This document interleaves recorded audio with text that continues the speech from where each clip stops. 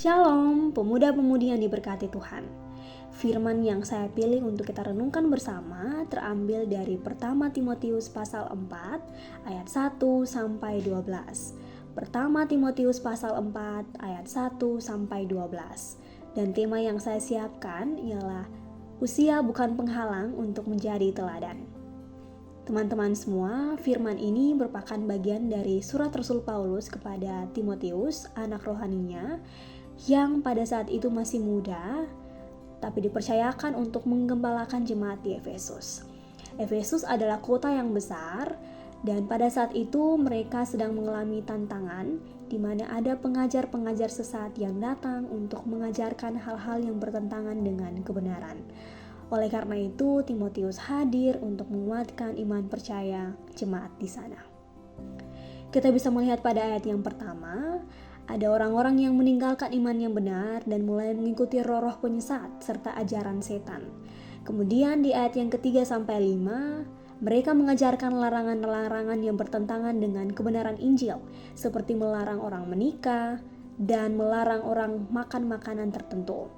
Padahal semua yang diciptakan Allah itu baik jika diterima dengan ucapan syukur. Oleh karena itu, Rasul Paulus mau untuk Timotius terus mengingatkan kepada jemaat di sana agar mereka tetap ada pada ajaran yang benar dan berpegang teguh pada kebenaran. Bukan hanya itu saja teman-teman, Rasul Paulus juga mengingatkan Timotius agar tekun beribadah, karena ibadah itu berguna dalam segala hal. Ayat yang ke-8 berkata demikian, latihan badani terbatas gunanya, tetapi ibadah itu berguna dalam segala hal karena mengandung janji baik untuk hidup ini maupun untuk hidup yang akan datang. Di zaman sekarang ini kita mudah sekali untuk tergoda dengan segala kesibukan kita, misalnya dengan tugas sekolah, pekerjaan kita, media sosial yang membuat kita kecanduan, bahkan pergaulan kita seringkali membuat kita lupa untuk beribadah. Ibadah bukan sekedar hadir di gereja pada hari Minggu, kemudian ibadah juga bukan sekedar datang ke ibadah pemuda, tetapi lebih daripada itu, ibadah adalah cara kita untuk semakin mendekatkan diri kepada Tuhan. Kita berkomitmen untuk terus mengerjakan apa yang Tuhan mau dalam kehidupan kita setiap harinya. Dengan ibadah kita bertumbuh dalam pengenalan yang benar dengan Tuhan.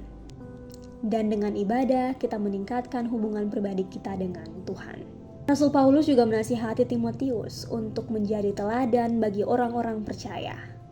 Di ayat yang ke-12 berkata demikian, jangan seorang pun menganggap engkau rendah karena engkau muda. Jadilah teladan bagi orang-orang percaya dalam perkataanmu, dalam tingkah lakumu, dalam kasihmu, dalam kesetiaanmu, dan dalam kesucianmu. Teman-teman, saya percaya ayat ini bukan asing lagi bagi kita.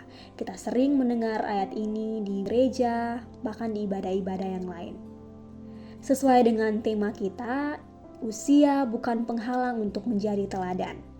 Timotius pada waktu itu juga masih muda, sama seperti kita. Tetapi ia ditugaskan untuk menjadi teladan bagi orang-orang percaya. Tidak mudah untuk menjadi teladan bagi orang-orang yang sudah tua atau yang mungkin punya pengalaman yang lebih dari kita. Tetapi Rasul Paulus menasihati Timotius untuk tidak boleh takut, tidak boleh malu, dan tidak boleh rendah diri karena usianya yang masih muda.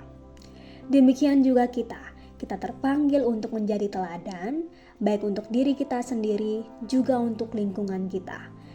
Bagi teman, bagi keluarga, dan bagi siapapun yang kita temui, kita diingatkan untuk menjadi teladan. Teman-teman semua, ayat ini sangat relevan dengan kita. Sebagai pemuda-pemudi, seringkali kita mungkin merasa diremehkan. Kita dianggap belum tahu tentang banyak hal. Suara kita diabaikan dalam keluarga atau mungkin dalam pelayanan. Kita juga mungkin merasa tidak cukup layak untuk melayani Tuhan. Tetapi teman-teman, firman Tuhan berkata, jadilah teladan. Bukan nanti setelah kita tua, tetapi justru di masa muda inilah. Tuhan tidak menunggu kita untuk menjadi sempurna atau dewasa secara usia untuk dipakai olehnya.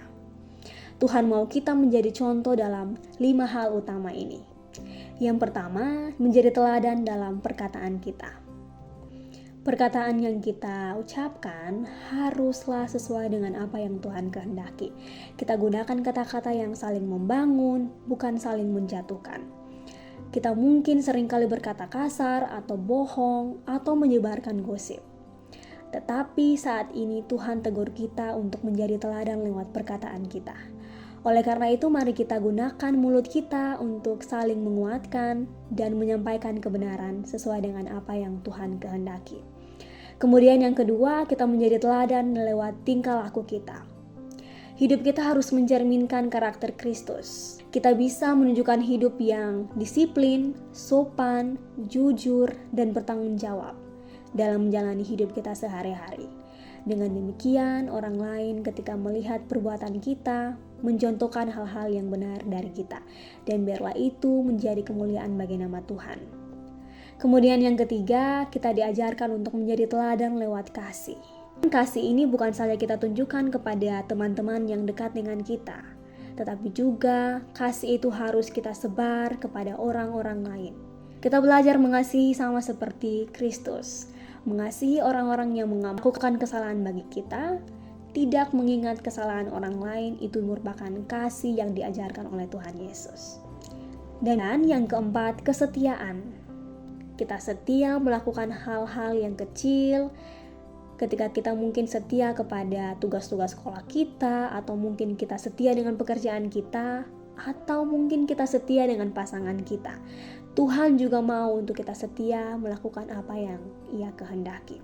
Setia melakukan kebenaran, setia berkomitmen untuk tetap ada dalam pelayanan, atau mungkin setia beribadah, setia berdoa, setia melakukan apa yang Tuhan kehendaki. Dan yang kelima, yang terakhir adalah kesucian. Kesucian ini berbicara bagaimana kita menjaga hati, pikiran, dan tubuh kita untuk tetap murni di hadapan Tuhan. Kita menjauhkan diri dari dosa dan pergaulan yang buruk. Sama halnya dengan Timotius, orang muda yang dipakai Tuhan dengan luar biasa, kita juga harus bersedia untuk hidup sebagai teladan. Tuhan tidak melihat usia kita, Tuhan melihat hati kita. Jangan tunggu sampai kita dewasa baru kita mau melayani Tuhan. Jangan tunggu sampai kita dewasa baru kita mau menjadi teladan.